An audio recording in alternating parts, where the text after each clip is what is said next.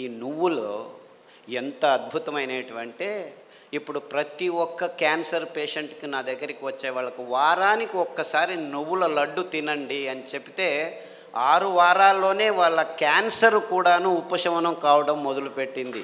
అది ఎన్ని క్యాన్సర్ పేషెంట్లో నాకు లెక్కలేదు. ఇప్పుడు blood cancer, bone cancer, lung cancer, గర్భకోశం క్యాన్సరు, ఈ క్యాన్సరు, ఆ క్యాన్సరు, ఏదేదో పేర్లు 30 రకాల క్యాన్సర్లు పేర్లు పెట్టుకొని ఉన్నారు. ఏ రకాల క్యాన్సర్లు పెట్టుకున్నా, పేర్లు పెట్టుకున్నా, మీరు వారానికి ఒకసారి నువ్వుల లడ్డు మీరు మీ పిల్లలు తింటుంటే ఏ క్యాన్సరు మీ దగ్గరికి రమ్మన్నా రాదు. ఇది నువ్వుల గ్యారెంటీ. ఇది నువ్వుల గ్యారెంటీ. నువ్వులంటే ఏమనుకుంటున్నారు? కానీ డాక్టర్లు ఏం చెప్పారంటే 1990స్లో నువ్వుల నూనె తాగుతున్నావా నల్లగా అయిపోతావు, కొబ్బరి నూనె తాగుతున్నావా కొలెస్ట్రాల్ వస్తుంది, వేరుశనగ నూనె తాగుతున్నావా అఫ్లోటాక్సిన్స్ నరాల దౌర్బల్యం వస్తుంది అని చెప్పి మన పదార్థాలని ఎందుకు పనికిరావని చెప్పి ఈ విజ్ఞానులు, ఈ సైంటిస్టులు, ఈ పెద్ద పెద్ద ఇన్స్టిట్యూట్లు వాళ్ళు వందల వేల ఆర్టికల్స్ రాసేసి మన పదార్థాలని మనమే చీదరించుకునేట్టు చేసేసారు. ఇన్ఫ్యాక్ట్ నువ్వులంటే ఏం తెలుసా? ఎవరైనా చస్తే మన దేశంలో అనాదిగా నోట్లో నువ్వులు పోసి చివర్లో నారాయణ నారాయణ అంటారు. ఎందుకంటారు? అప్పి ఆ దేహంలో ఏదైనా ప్రాణం మిగిలి ఉంటే నువ్వులు పోస్తే వాడు బతికి బయటపడతాడు, నువ్వులు పోసినా బతకలేదు అంటే వాడు చచ్చాడు, తీసుకెళ్ళు దేహాన్ని. ఇంత అద్భుతమైన మహత్వకరమైన ఇది తరతరాలుగా వస్తున్న సంప్రదాయం. దాన్ని మనం విశ్లేషణ చేసుకోకుండా, అంటే నువ్వుల్లో ఇంత మహత్వం ఉంది అని తెలుసుకోకుండా ఎవడో ఏదో చెప్పాడని చెప్పి నువ్వులు అదంతకదే 2 సార్లు మనం సామెలు కొర్రలు వేస్తుంటే అవంతకవే పెరిగేవి. ఇంత అద్భుతమైన పదార్థం. ఏ చర్మ రోగమైనా నువ్వుల నూనె రాస్తే మాయమవుతుంది. రాయాలని నాకు ఇష్టం లేదంటే పొద్దున్న లేచి 3 చెంచాలు తాగండి, మీ ఎగ్జిమాలు, చుండ్రు, పిండ్రు, ఏమి చర్మ రోగాలన్నీ మాయమైపోతాయి. ఇంత అద్భుతం ఉంది. ఏ ఒక్క విజ్ఞాని ఇంతవరకు, ఫారిన్ విజ్ఞానులను వదిలిపెట్టండి, వాళ్ళకి తెలియదు, మన దేశంలో ఉన్న విజ్ఞానులు ఇంతవరకు ఒక్కరు నువ్వుల మీద రీసెర్చ్ చేసి ఒక్క పేపర్ కూడా రాయలేదు.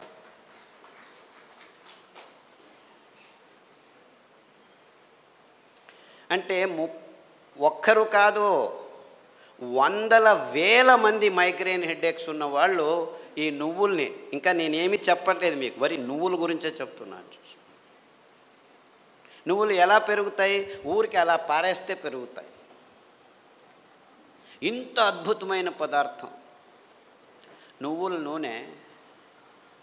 ఏ పార్శ్వవాయువు వచ్చినా, ఏ లక్వా వచ్చినా, ఏ నరాల దౌర్బల్యం ఉన్నా వారానికి 3 సార్లు మీరు నువ్వుల నూనె 2 చెంచాలు ఉదయం తాగితే మీ నరాల దౌర్బల్యాలన్నీ అలా మాయమైపోతాయి. పార్కిన్సన్స్, నువ్వు నా భార్యవా, ఎప్పుడు పెళ్లి చేసుకున్నాను నేను నిన్ను, మరుపు రోగం అంట అందరికీ, పార్కిన్సన్స్, ఆల్జైమర్స్ అంటే మర్చిపోతాడు వాడు వాడే అని తెలియదు వాడికి.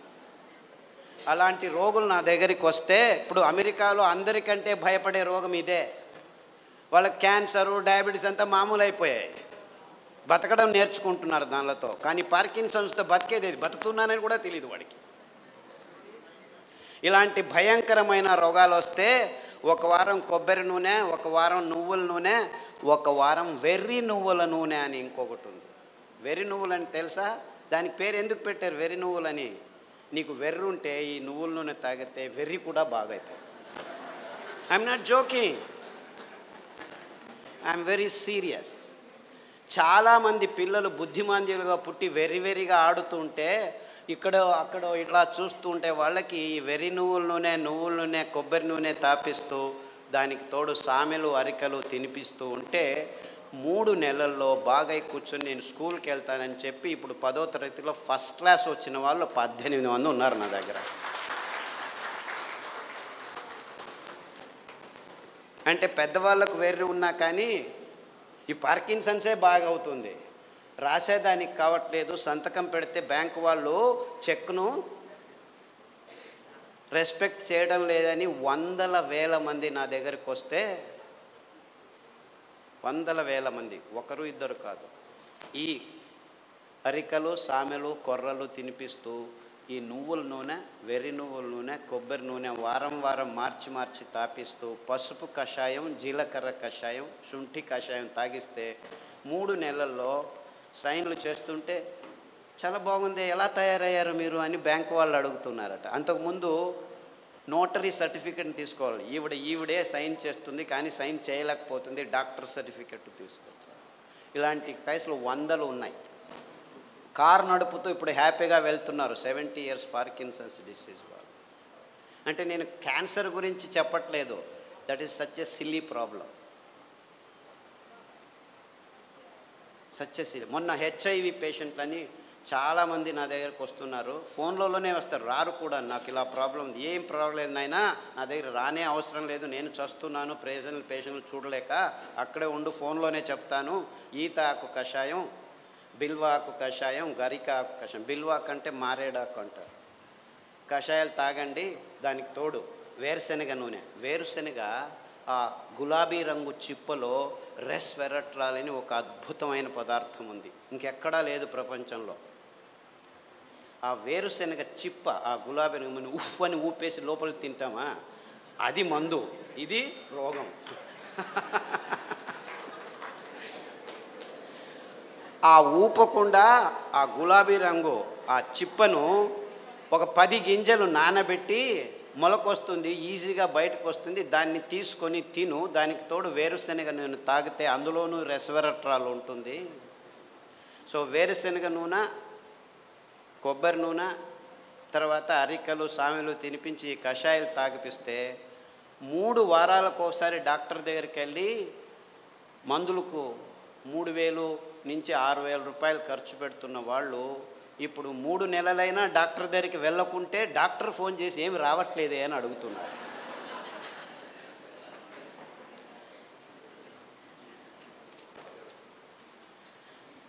అంటే ఆ ఈత ఆకులో, ఆ మారేడు ఆకులో, ఆ గరికలో ఎంత అద్భుతమైన విషయాలు ఉన్నాయని ఎవరూ చెప్పేదానికి ముందుకు రావట్లేదు. వందల మంది. సో నాకు ఎక్కడ లేని సంతోషం. ఈ అరికల్లో, సామెల్లో, ఊదుల్లో, కొర్రల్లో గ్యాంగ్రీన్ పేషెంట్లు అది ఎంతమందికి బాగు చేశానో నాకు లెక్కనే లేదు నాకు. I have no count.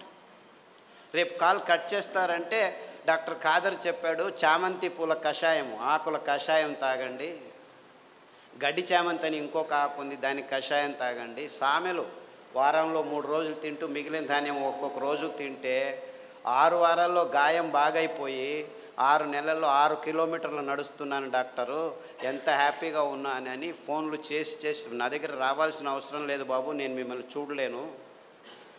ఫస్ట్లో 100 మందికి నేనే గాయం బాగు చేసి క్లీన్ చేసి అంతా చేసి బాగు చేసి, ఇప్పుడు నా దగ్గర రావద్దండి మీరే చేసుకోండి అని చెప్పేసి ఫోన్లలోనూ యూట్యూబ్లోనూ పుస్తకాల్లోనూ రాసేస్తే ఇప్పుడు ప్రతిరోజు ఇంకా ఫోన్లు బాగలేదని చెప్పి ఫేస్బుక్లో వాళ్ళే రాసుకుంటాను, వీడికి ఎందుకు చెప్పడం అనవసరం అని.